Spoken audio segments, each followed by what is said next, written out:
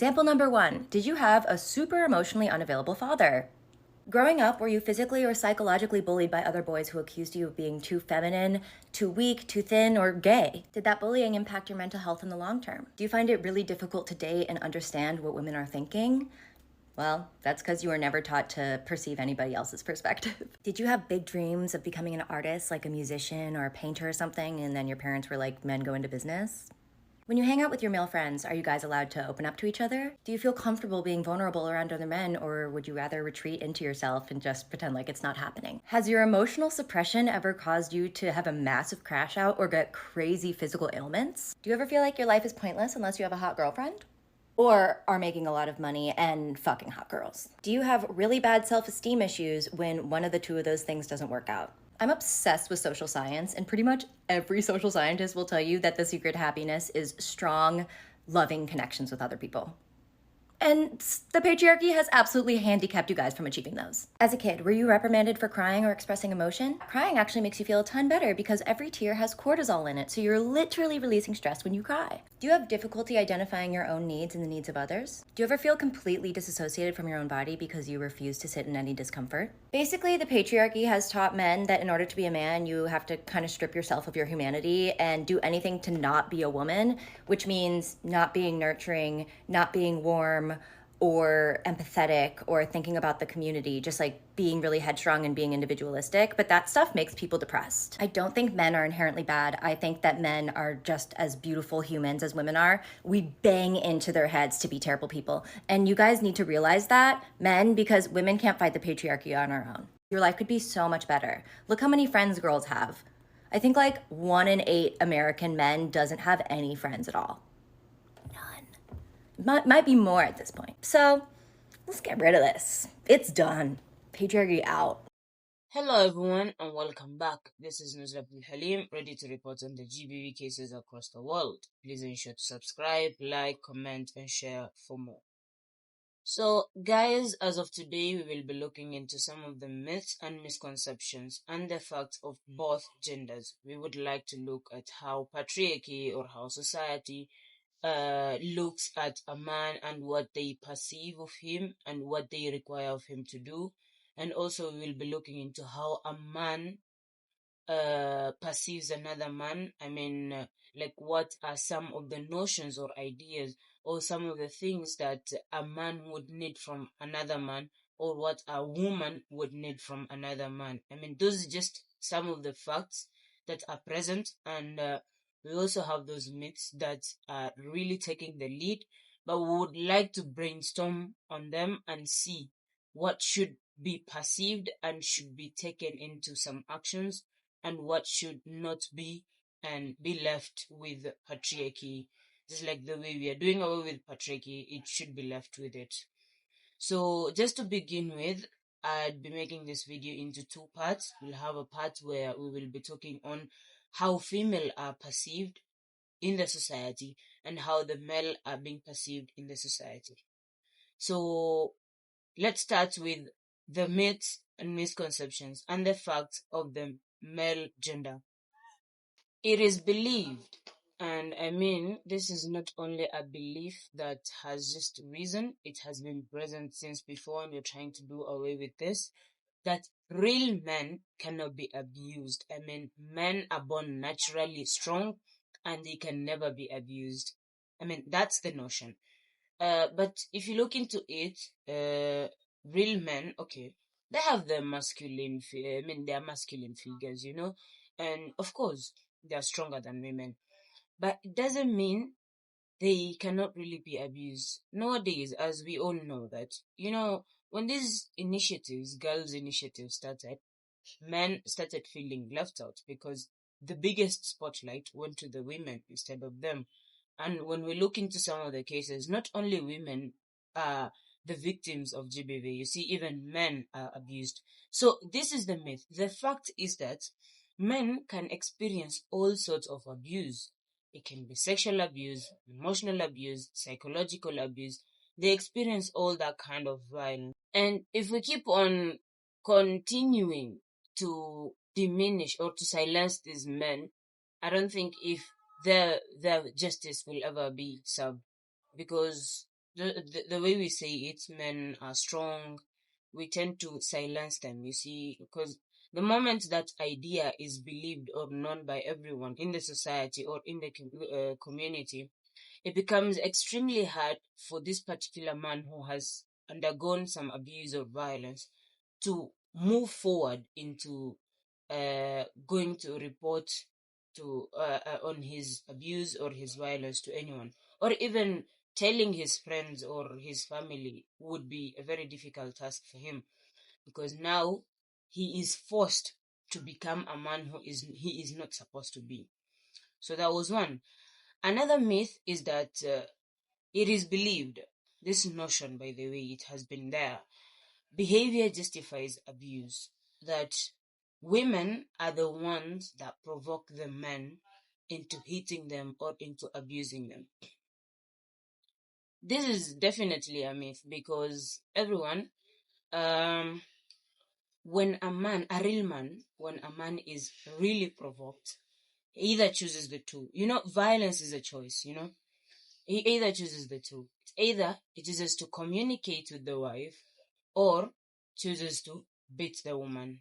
So the provocation of women as a sign of making or of rendering the man into hitting the woman is just a societal myth. If a man has his own dignity or believes that he is actually masculine, and he should know that attacking a woman is not a way of solving issues. So it's either they choose communication or the other ways. So as a matter of fact, we all know that violence is a choice, not a reaction, So, and as I've said, you either choose the two, you either choose communication or you either choose to hit the woman.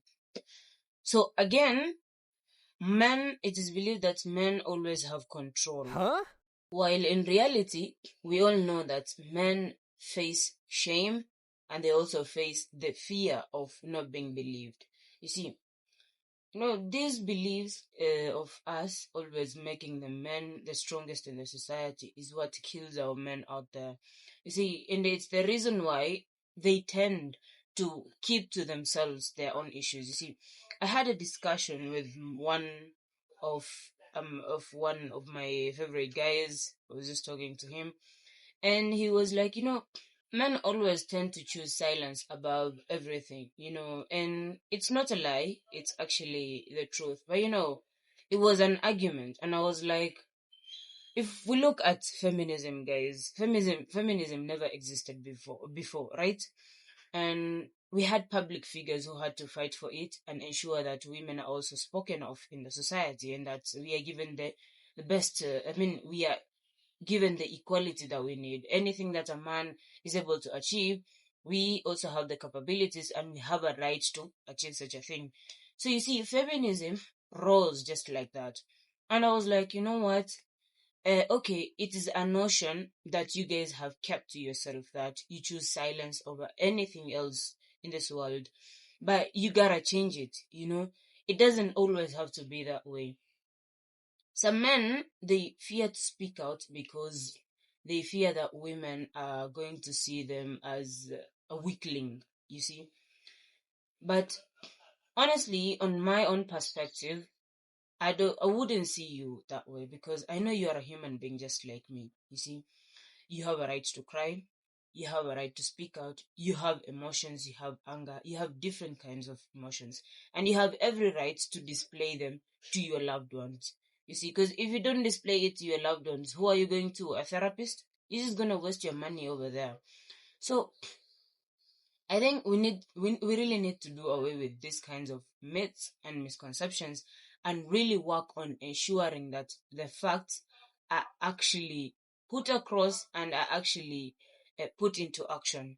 You see, so lastly, everyone believes that masculinity is equal to silence. I mean, if you're masculine, your only way of resolving issues or your only way of dealing with things is by staying silent throughout. That is very wrong. We all have psychological effects. as a woman, okay, we are really vulnerable. That is not to say, that is not even skeptical, But this does not only apply to us women, it also applies to the men. There is psychology and sociology, and these things exist and have existed from before.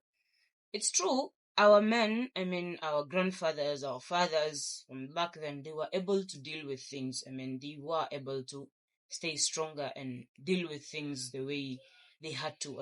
They had their own mechanism to actually deal with the things. But if you look, generations keep on changing. Back then, there was some peacefulness or serenity in things. There were more family gatherings, and the way we perceive family gatherings in this generation is not the way it was perceived before. You see, nature places were a lot. Right now, everywhere is urban area. Yeah, and all of us. Okay, let me not say all of us. Let me not generalize all of us, but most of us do not support the ideas of family gathering. We all have these notions that families are toxic. Everyone wants to keep to themselves. So, psychology combined with this current contemporary generation as the Gen Zs, we really require men. It is quite a reality that even men have to have their emotional expressions.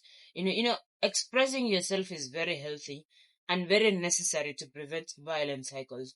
Because if, my friend, let me say this, some perpetrators out there perpetrate GBV not simply because of only intoxication or any other factor of gender-based violence, but it could also be because they have a lot of stress, and they want to unleash it. And the best way to unleash it, because the society or the men or the people in that community have the notions that with a masculine figure they have to choose to deal with things in a silent manner, they get to look for other alternatives to actually unleash their angers or their sadness. You see? So for us to prevent these cycles of violence, we need to ensure that we work on the facts more than work on the myths. You see, guys. Otherwise, guys, this is a matter of unification, as I have always said this.